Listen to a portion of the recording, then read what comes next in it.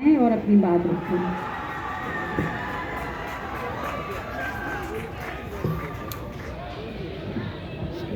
Thank you madam जी।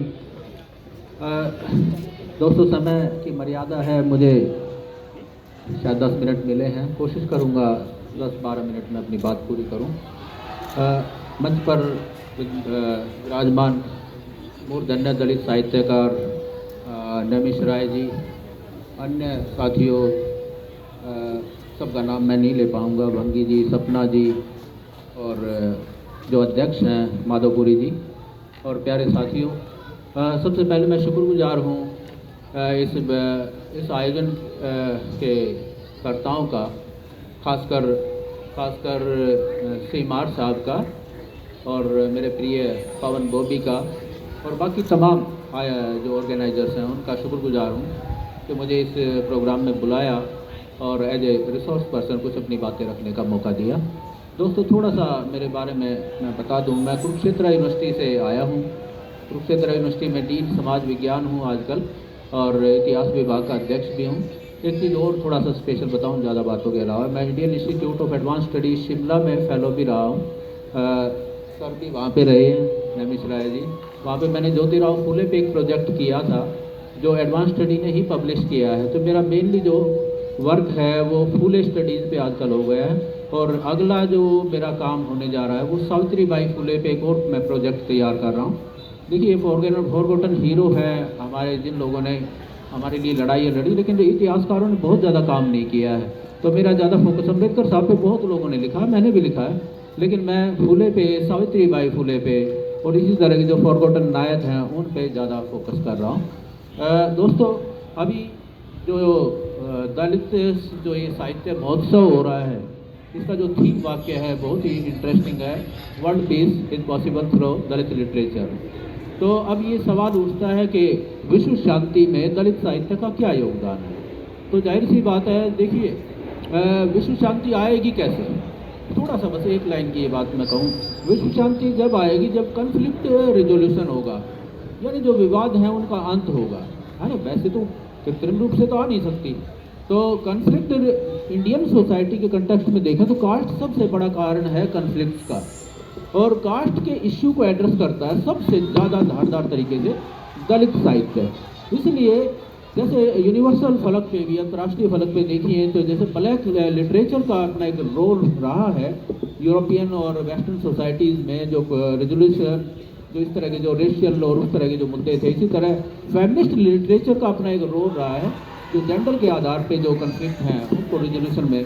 उसी तरह Indian society के कंटेक्स्ट में दलित साहित्य का सबसे बड़ा योगदान है। और दलित साहित्य का मतलब सिर्फ ये नहीं है कि जो सो कॉल्ड फॉर्मर, जो या कहेंगे एक्स अनटचेबल्स का ही साहित्य है। दलित साहित्य, जैसे सर ने भी अभी कहा और ये सुझाव भी आया कि इसमें जो है सभी तरह के जो शोषित वर्ग हैं उनको भी इस अम्ब्रेला के नीचे आना चाहिए, और हम लाने का प्रयास भी कर रहे हैं हम सभी। दोस्तों, मैं जिस विषय पे बात कर रहा हूँ वो दलित आत्मकथा का विषय है। बेसिकली दलित आत्मकथा का विषय मैंने क्यों चुना है, उसका कारण ये भी है कि मेरी अभी एक ऑटोबायोग्राफी खुद की भी पब्लिश हुई है, जख्म अभी ताज़ा है। थोड़ा सा इसके बारे में भी बात करूँगा, ज़्यादा नहीं, लेकिन मैं मेन अपने थीम पे केंद्रित रहूँगा। और ऑब्वियसली क्योंकि आत्मकथा मेरी अभी पब्लिश हुई है, नमिश राय सर की भी आत्मकथा कई साल पहले आई थी, अपने अपने पिंजरे। और सर मेरठ से आते हैं, मैं रोहतक से आता हूँ, तो हम लोग कल्चरली जो है कि कल्चर का विस्तार है एक तरह से। वेस्टर्न यूपी को अगर आप देखें तो हरियाणा से बहुत करीबी संबंध रहा है उस कल्चर का। तो मेरे भी अनुभव कुछ सर के अनुभव से थोड़ा सा मिलेंगे, और वैसे भी हम सब के अनुभव जो है वो साम्य रखते हैं क्योंकि साझा पृष्ठभूमि है। दोस्तों, मैं एक चीज़ खासकर जो सवाल अभी उठा उसी कंटेक्स्ट में मैं अपनी बात रख रहा हूँ कि जो महिला वाला जो अनुभव है, एक महिला होने के नाते जो अनुभव है, क्या उसको पुरुष महसूस कर सकता है? असल में यही सवाल दलित के संदर्भ में भी कहा जाता है कि जो दलित का अनुभव है क्या वो सवर्ण महसूस कर सकता है। दोस्तों, ये बड़ा डिबेट का विषय है और बड़ा ही इस पे काफ़ी लंबा लिटरेचर भी लिखा गया है। जो गैर दलित लोग हैं वो ये मुद्दा उठाते रहे कि ऐसा नहीं है, आप लोग भावुकता का शिकार हो जाते हो, हम जो ऑब्जेक्टिवली लिखते हैं, है ना। लेकिन एक चीज़ वो भूल जाते हैं वो लोग कि जो सोशल साइंस में जो अनुभववाद की परंपरा है जो कॉम्टे ने हमें दी, अगस्त कॉम्टे ने, देखिए अनुभव खुद का, जिसको इंग्लिश में एम्पिरिसिज्म कहा जाता है, जब तक खुद का अनुभव नहीं हो, अपनी इंद्रियों से हम अनुभव ना करें, अपने शरीर से, अपनी ज्ञानेंद्रियों से अनुभव ना करें, तब तक ज्ञान जो है, ज्ञान नॉलेज जो हम ग्रहण करते हैं, और खासकर उस कड़वे यथार्थ का ज्ञान, यानी दलित होने का ज्ञान या स्त्री होने का ज्ञान, शायद हमारा सुपरफिशियल रह जाता है। तो मैं भी इस स्कूल ऑफ थॉट में यकीन करता हूँ कि खुद जो है दलित जो इस अनुभव को झेलता है या स्त्री इस अनुभव को झेलती है, वो शायद ज़्यादा बेहतर तरीके से बयान करती है। और इसीलिए दलित आत्मकथाएं उभर के आई और दुनिया को पता चला कि ये प्रॉब्लम जिसको हम एक नॉर्मल मानते हैं, जैसे नॉर्मल है ये सब समाज में, वो कितना ज़्यादा कष्टदायी होता है दलित के लिए। तो एक चीज़ और मैं कह दूं दोस्तों, जो दलित आत्मकथाएं लिखी गई हैं, देखिए आत्मकथाओं का अगर आप बेसिकली बैकग्राउंड देखें, खासकर नॉन दलित की आत्मकथाएं देखें, तो ऐसा लगता है, मैंने देखी हैं, जब ये लिखने से पहले मैंने काफ़ी तमाम आत्मकथाएं पढ़ी हैं, भारत की भी और विश्व के लेवल पे भी। जब एडवांस स्टडी में मैं काम कर रहा था उस समय मैंने ये लिखी थी। दोस्तों ज़्यादातर आत्मकथाएं जो गैर दलितों की हैं या सोकाल्ड सवर्णों की हैं, मुझे वो लगता है उस उनकी अपनी सिर्फ राम कहानियाँ हैं। अब राम कहानी लिख रहे हो, एक मासिक में पढ़ रहा था, वो लिख रहा है कि भाई मैं बड़ा आदमी बन के सोकाल्ड, उसके बाद मैं इंदिरा गांधी से मिला, उसके बाद मैं जो है ज्ञानी जैल सिंह से मिला, फलाने से मिला, but make this any sense? इसका मतलब क्या? आप इससे मिले, मुझसे मिले, हमें क्या मतलब इस बात से? दोस्तों जो दलित आत्मकथा होती वो राम कहानी नहीं होती, ये मैं खासकर बयां करता हूँ। उनमें और इन कहानियों में, इन आत्मकथाओं में ये एक बहुत बड़ा बेसिक फ़र्क है। पहली बात तो ये अनुभववाद पे आधारित है, दलित का अपना अनुभव इसमें दिखता है। दूसरी बात ये है कि जो दलित जो लिखता है वो गैर दलितों की उन कहानियों से इस मामले में अलग है कि जो दलित आत्मकथा होती है वो सिर्फ कहानी नहीं है उसकी व्यक्ति की, वो पूरा एक सामाजिक इतिहास समेटती है। ये बात थोड़ा सा ध्यान देना, क्योंकि हम जिस समाज में पैदा होते हैं उसी से हम बनते हैं, उसी से बिगड़ते हैं। हमारी जिंदगियां बर्बाद भी होती हैं, कभी कभी बच भी जाती है, बन भी जाती है लड़ते लड़ते, जैसे हमारे जैसे लोगों के, मेरे जैसे लोगों के मामले में हुआ है, या नमिश राय जैसे लोगों के मामले में, या ओम प्रकाश वाल्मीकि के मामले में, कि किस तरह से उनकी ज़िंदगी बची है। पूरा वो सोशल हिस्ट्री आपको जाहिर होगी, पूरा वो जो कंटेक्स्ट है वो जाहिर होगा। तो दोस्तों ये है दलित। मैं क्योंकि इतिहास का विद्यार्थी भी हूँ, इसको हिस्टोरिकल प्रोसेस को खासकर मैंने इसमें दिखाने का प्रयास भी किया है। और दूसरा, मैं जो जितनी भी आत्मकथाएं खासकर जो दुनिया में प्रसिद्ध हुई हैं, मैं उनका उदाहरण देके, क्योंकि उनसे मैंने काफ़ी कुछ इंटरनलाइज भी किया है, काफ़ी कुछ आइडियाज़ लिए हैं।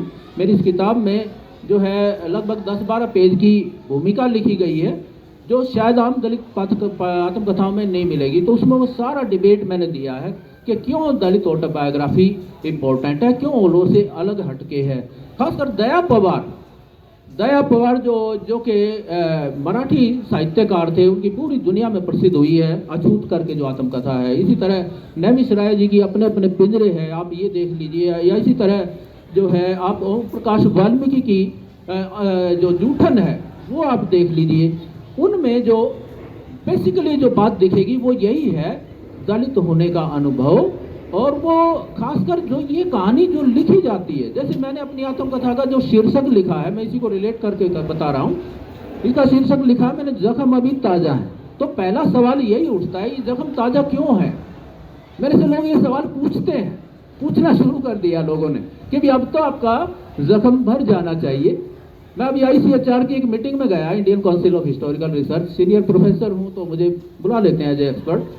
वहाँ मुझे एक मैडम मिली। मैडम जरा गौर करना आप इस बात पे, वो मैडम मिश्रा मैडम थी कोई।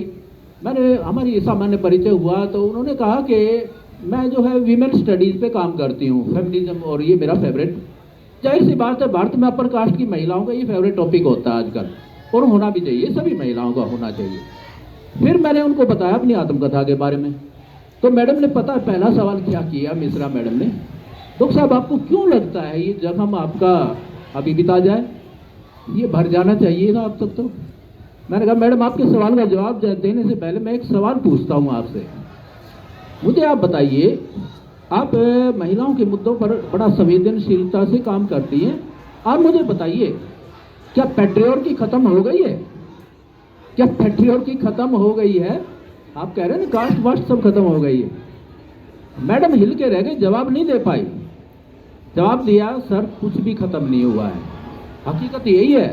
मैडम बिल्कुल सही कह रही है, पैट्रियर्की हमारे अंदर भी है, मर्दों में, सब मर्दों में है, और पैट्रियर्की का बाल भी बांका नहीं हुआ है, हकीकत यही है। हम लोग जो है इस सवाल से बचने का प्रयास करते हैं, लेकिन एक चीज मैं और कर दूं क्लियर, ये पैट्रियर्की हमारे कारण, दलितों के कारण, दलित मर्दों के कारण नहीं है। इसके लिए भी ब्राह्मणिकल सोशल ऑर्डर जिम्मेदार है, वही आइडियोलॉजी जिम्मेदार है, वो हमने इंटरलाइज कर ली। जैसे दलितों में जो जाति का विभाजन है, एक जो चमार है वो भंगी से अपने आप को ऊंचा मानता है, तो ये कहां से आया है? इसके लिए भी हम जिम्मेदार नहीं है। नो डाउट हमें खुद को सेल्फ रिफॉर्म करना है, लेकिन इसके लिए जिम्मेदार वही ब्राह्मणिकल आइडियोलॉजी है जिसको हम इंटरलाइज करते हैं, तो उसी कल्चर का हिस्सा ना। तो मैडम को उनका जवाब मिल गया। मैंने कहा मैडम ये सदियों पुराने स्ट्रक्चर हैं, पैट्रियर्की है, ब्राह्मणिकल सोसाइटी है, ये एक दिन में जाने वाले नहीं है, तो जख्म ताजा इसलिए है। मैं बस 2-3 मुद्दे और उठा के अपनी बात बस सब पे पूरी करने जा रहा हूं। मेरी दलित आत्मकथा क्यों लिखी जाती है, एक मुद्दा ये है।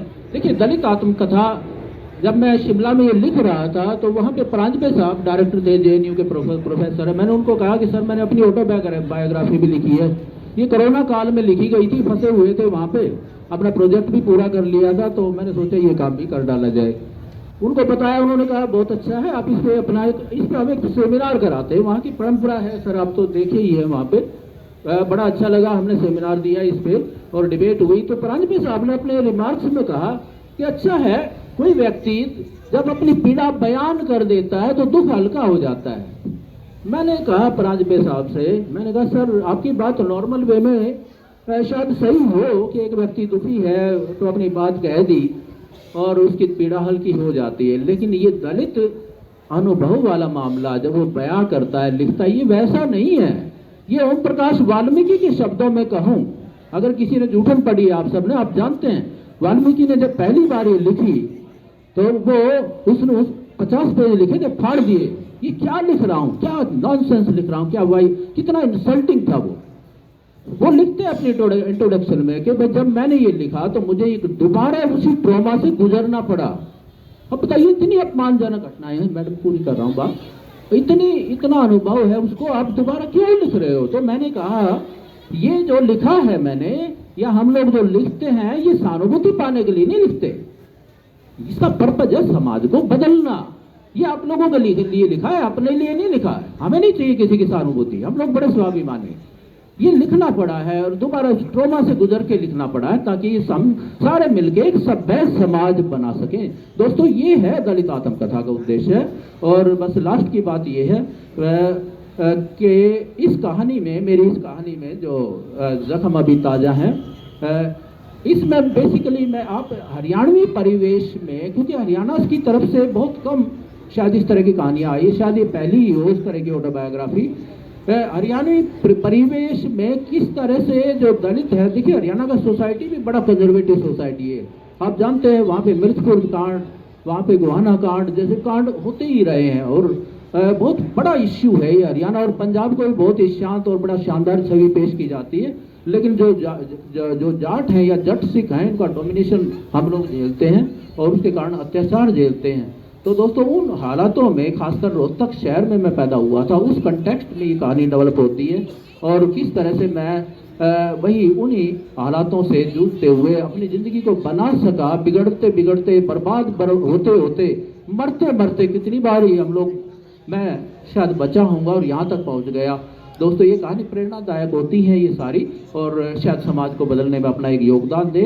एक चीज़ और भी मैं कह दूँ, कुछ लोग ये कहते थे कि बड़ा आदमी बनने के बाद ये कहानी, अपनी कहानी लिखनी चाहिए, लेकिन मैंने जब और दलित साहित्यकारों को पढ़ा, खासकर जो है शायद एक महाराष्ट्र के जो है बहुत बड़े दलित साहित्यकार थे, मैं नाम बोल रहा हूँ, उनको पढ़ा तो वो कहता है दलित अनुभव तो बहुत ही असल में, देखिए एक दलित का जो संघर्ष है, जिंदगी बना लेने का संघर्ष, वो दूसरों लोगों के बड़ा आदमी बनने के संघर्ष से कहीं ज़्यादा बड़ा है। तो इसलिए भी लिखी जानी चाहिए। और मैं अब तो खैर प्रोफेसर भी हूँ, डीन भी हूँ, इसलिए बड़ा आदमी भी एक मीनिंग के में हो गया हूँ। लेकिन बेसिकली हम लोगों का तो ये 25 साल का जो सफ़र होता है ना, 20-25 मतलब ज़िंदगी को बनाए कैसे हमने, यही अपने आप में दूसरे लोगों की कई कई जिंदगियों के बराबर है। इसलिए भी ये कहानी, लोगों की कहानियों में कुछ होता ही नहीं। हमारी कहानी में आप देखेंगे कदम कदम पे आपको जो है, जैसे मैंने कहा ना, मौत के से सामना है, संघर्षों से सामना, जिंदगी के डिरेल होने का खतरा, बर्बाद होने का खतरा। तो और साथ में एक हिस्टोरिक जो है दृष्टि भी इसमें आपको मिलेगी आत्मकथा में, जो नॉर्मली आपको मिलेगी नहीं, क्योंकि हम सब उन्हीं हिस्टोरिकल हालातों का ही प्रोडक्ट होते हैं। मेरा समय समाप्त हुआ, आप सब ने पेशेंस से सुना। धन्यवाद। जय भीम, जय भारत।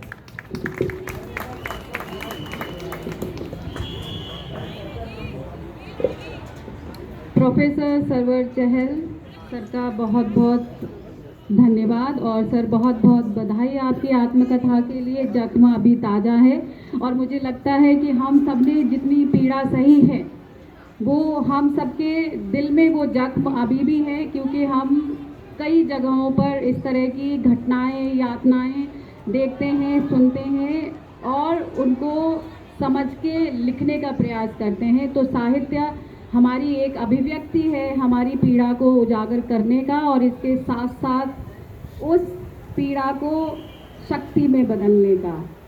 तो ये साहित्य है और ये हमारी पीड़ाएं, हमारा संघर्ष जो है वो हमेशा जारी रहेगा। सर आपका बहुत बहुत शुक्रिया। और इसी कड़ी को आगे बढ़ाते हुए